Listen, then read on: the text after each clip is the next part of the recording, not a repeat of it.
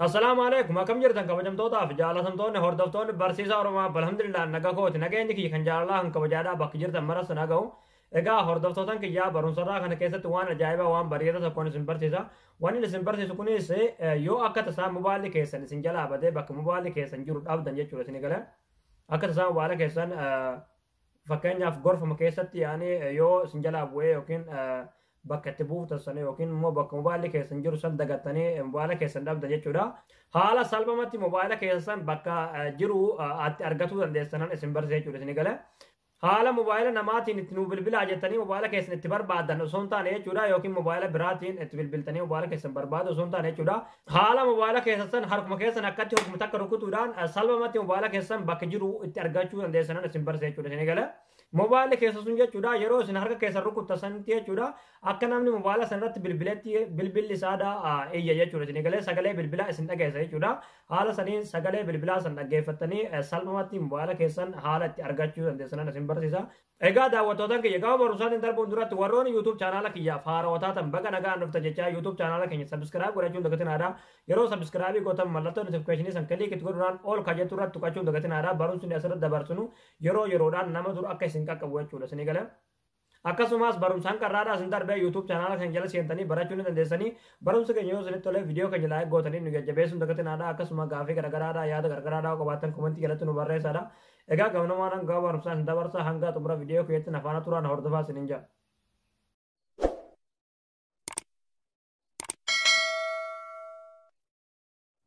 Hayyee daawwattootaan kiyyaa egaa appilikeeshinii tokko gadi buufachuu isinirraa eegama appilikeeshinichi gadi buufachuudhaaf pilaastorii keessan keessa ni galtanii achi booda bakka seerchiin irratti jechuudha kilaab tuu faayind jettanii barreessanii egaa ani buufadhee waan qabuuf oopinuma naaf fidaa yeroo gadi buufatan oopin irratti kilikni gootanii haala kanaaf fuula kana isinii bana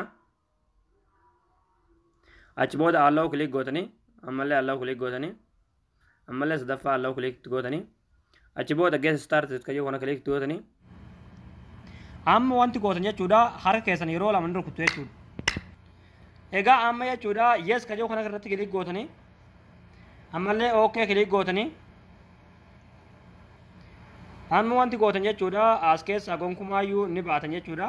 Egaa amma jawwaala kana paaworii isaadhaa of godhee isinitti agarsiisu jechuudha isin galee harka rukutee yaani haala inni sagalee xirriidha isin yeroo harka isin rukuttan isin dhageessu jechuudha isin galee egaa amma paaworii isaadhaa of godhuuti.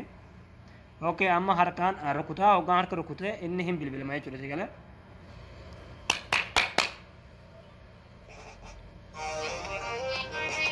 Egaa amma kanoo akkuma asirratti argaa jirtan jechuudha kanoo sagalee dhageessa jechuudha isin galee.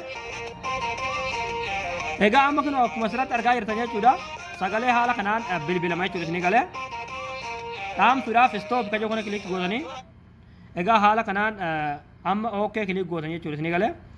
Egaa haala kanaan bilbila keessan yeroo isin jalaa bade yeroo dhabdanitti jechuudha salphumatti harka keessan yeroo lama rukutuudhaan bilbilli keessa suni bakka jiru haala kanaan sagalee isin dhageessa jechuudha salphumatti haala kanaan mobaayila keessan argachuu dandeessan jechuudha. Egaa daawwattootaan kiyya isinii gala jeetan abdii qabaa barumsa keenya yoo jaalatan viidiyoo keenya laayik gootanii nu jajjabeessuun dagatinadhaa barumsa birootiin haga walitti deebinutti waan hordoftaniif galatooma.